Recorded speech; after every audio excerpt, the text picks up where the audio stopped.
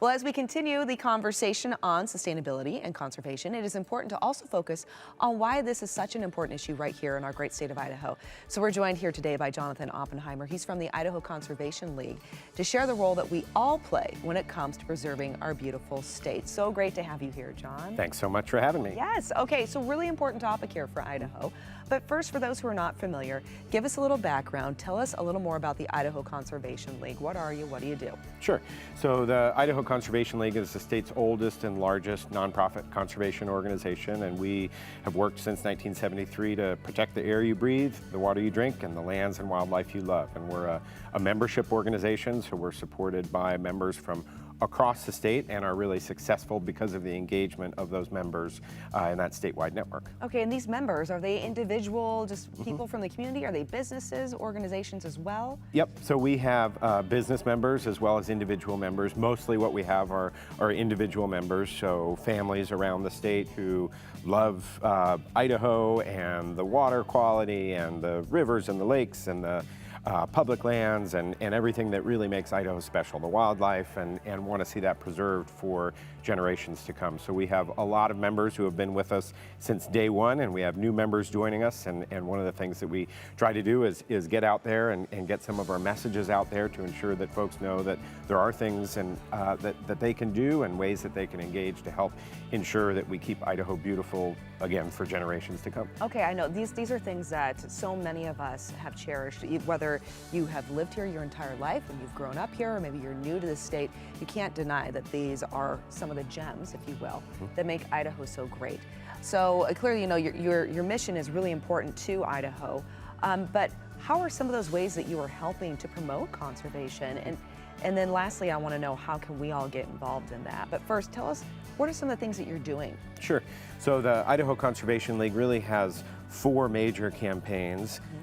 One of those is to connect and restore public lands and provide for landscape scale conservation. So things like the Frank Church Wilderness and the Sawtooth Wilderness and the National Recreation Area. So looking around Idaho and working to help preserve some of those really special places that really have all of the pieces intact, the wildlife and connectivity with the streams and you know, beautiful forests and other public lands. Another program that we have is to address really the root causes of climate change and to make Idaho carbon neutral. And so that's something that we're very encouraged by. We already have a pretty green power grid here in Idaho, but working to increase that. We still get about 20% of our electricity and energy from coal-fired power plants, but the good news is that we're moving towards decommissioning those plants in the coming years, and something that we're doing alongside Idaho Power and some of the other power producers in the state.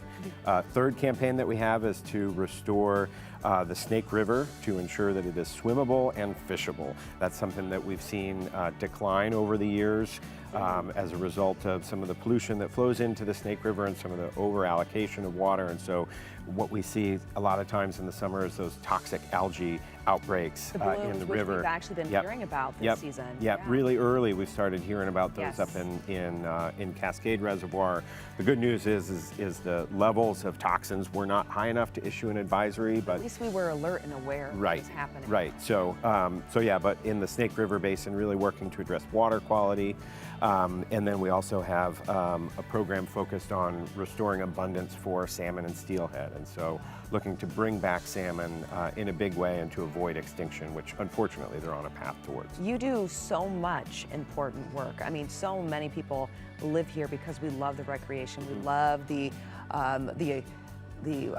accessibility to being, you know, able to go into these amazing mountain lakes and go enjoy these streams and these rivers, but that's something that we can't take for granted. That's right. Right? Especially, like, I'm so glad you pointed out the algae bloom up in Cascade. While we're concerned about our safety, what we also need to realize too is that blooms like that impact the ecology of the lake. Fish, it can choke out fish, which means eventually you can't fish. But then that also impacts the birds that live in the environment. I mean, it's just this domino effect. It's not just about us as well, right? So for those though watching, what can we do as individuals, as businesses, as organizations to help promote this and be a part of this?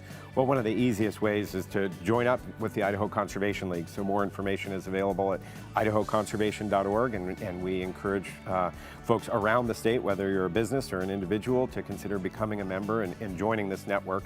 We also have lots of information on our website about ways that people can engage. If you're not interested in becoming a member, you can sign up for email updates around some of those individual campaigns.